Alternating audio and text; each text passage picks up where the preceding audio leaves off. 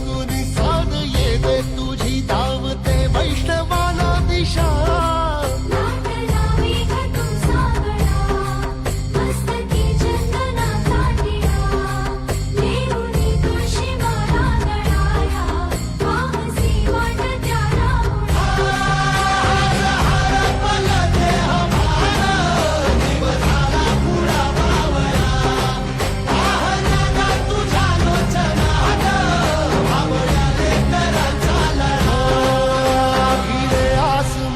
ध्वजा वैष्णवांची उभी पंढरी आज नादावली